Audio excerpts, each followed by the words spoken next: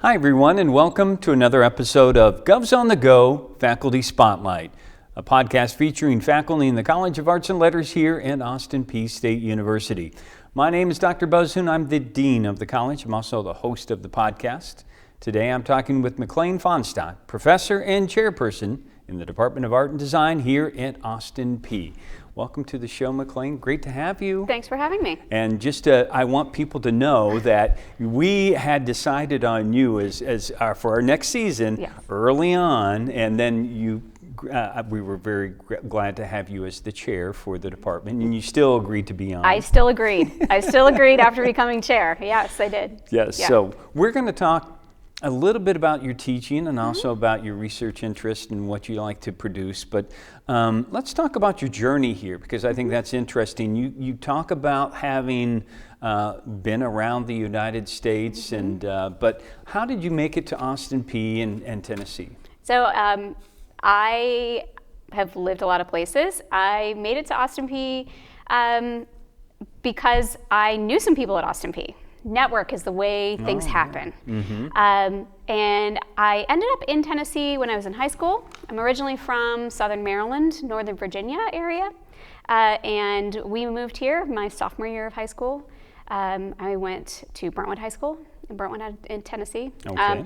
I got my undergraduate degree at another state university here. We won't mention that. And then I moved around quite a bit. Worked a bunch of different jobs that led me all over the country. I also just have a little wanderlust that comes from my family. And I was living in California, where I was working for an artist after graduate school. I ended up in California, as many people do. I was following a musician, and ended up in California, where I decided to go to grad school there.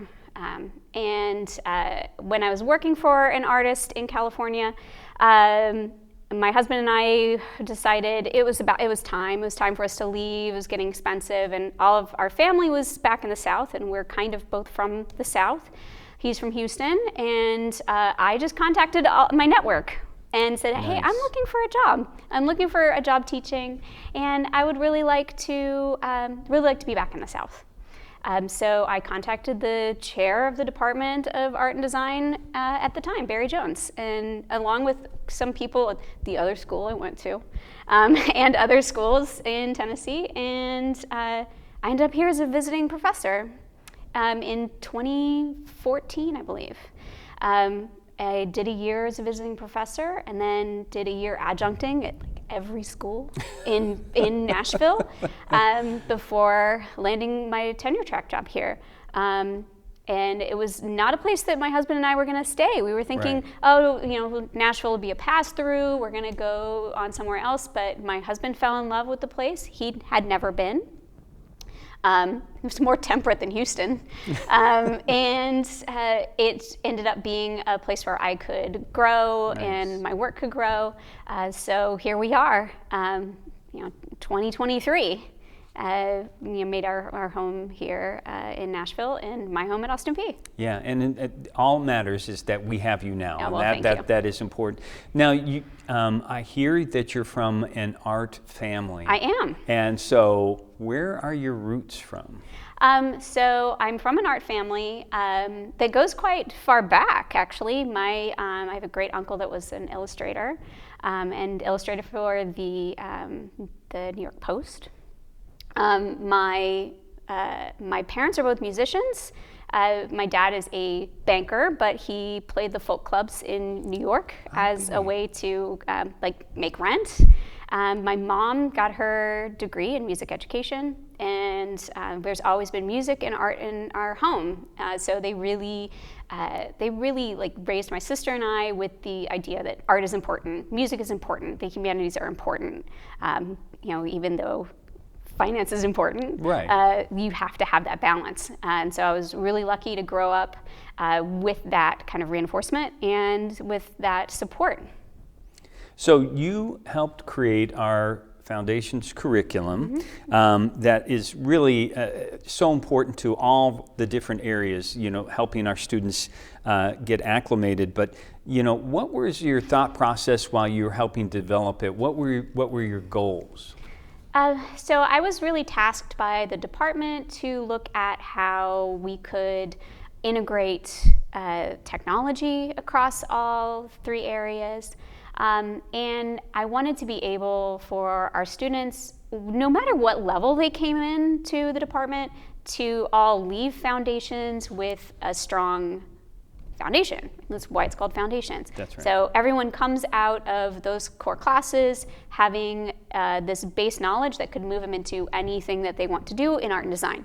Or if they wanted to move into a minor and go into another area, they're still going to have what they need to live a creative life. And that was my biggest goal. I took input from the other departments within, or the other concentrations within art and design. And it's something that is kind of a living area, because when I started doing that curriculum in 2016, the technology was different than it is now. It moves so quickly, and especially for graphic design and animation. Animation was kind of in its infancy when I started developing that. So I wanted it to be a flexible program, but I also wanted it to be one that was going to give the students that grounding. And what I appreciate about it is I hear from students that have been through those courses about how they are exposed to something that maybe they haven't been before, and they find a love for a new way to express their art. Yeah, and that's the other thing too, is a lot of students come in maybe not knowing about printmaking, or not knowing about a way that they can take traditional photo and digital photo and mix those two processes, and kind of opening doors so that they can explore those things into upper division course study is what we wanted to do to kind of spark creativity. Now, over your time here, you've taught just about everything, it seems like, in the class, in the department. Yeah. Some people are not so eager to get outside of their box, but obviously you like the challenges. So what have you learned about yourself along the way? So I definitely think of myself just as an artist, as a generalist. I feel like I'm flexible in the way that I make and the way that I approach things. And I think that I also, as you say, I like a challenge. So when I'm approached by someone that's like a chair that says, "Hey, we need this taught," I will go, "Okay, I'm gonna figure this out and I'm gonna teach it." I've learned that I've learned humility from that quite a bit. That you have to be able to say, okay, here are my limits of my knowledge, and recognize that, so you know how to push past that, and to look at something with a beginner's eye. That's something that is so important for any teacher. I think it might be Zen as well. It's kind of looking at things as our students look at things, how they would approach it. Helps me to approach something the first time I'm teaching it. To continually look at things as a beginner helps me to recognize that there might be a new way, there might be a better way, that the way that I've always done it, falling back on my own patterns and habits, is perhaps not the best way, or isn't serving me, and may not serve my students. And I always found that, because I was like you, I would be open to teaching new classes like that, and I found that I would meet a lot of students that maybe I wouldn't have if I just stayed in my own area. And that's been great too, as I've been exposed to other students that I never would have.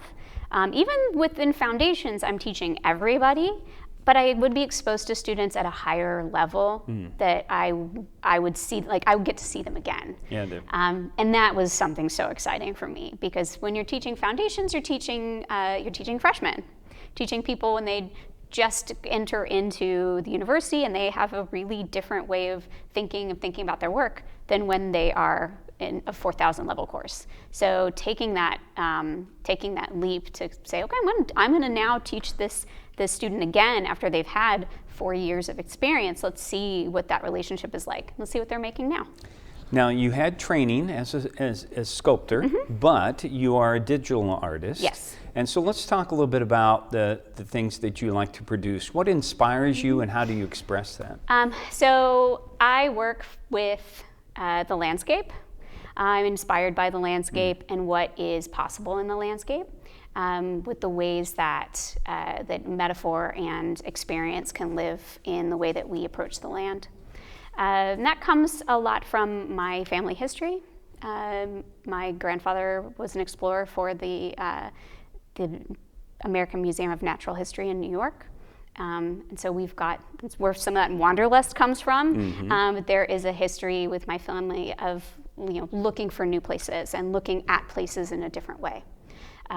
So I work digitally because I couldn't get my sculptures to move right.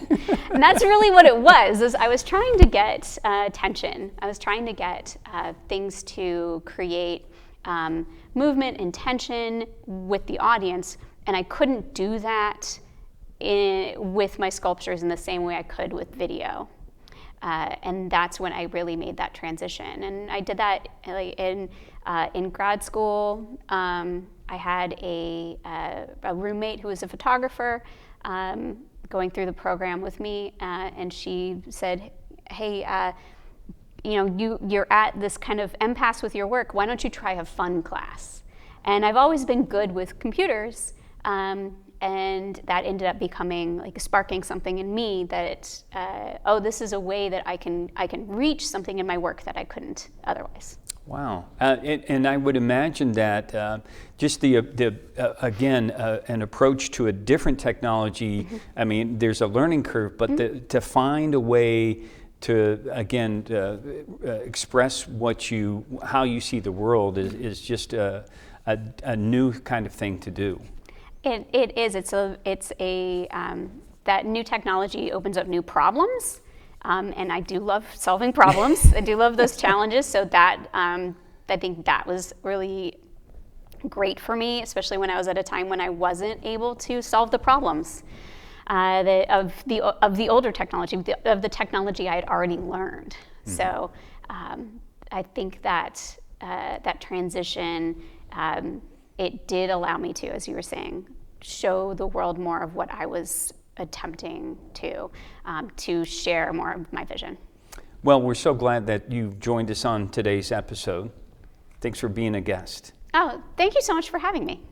And thanks to all of our viewers and listeners out there for joining us. We will continue to profile some of the outstanding professors we have here in the College of Arts and Letters at Austin Peay State University. So until next time, stay safe, take care, and God bless.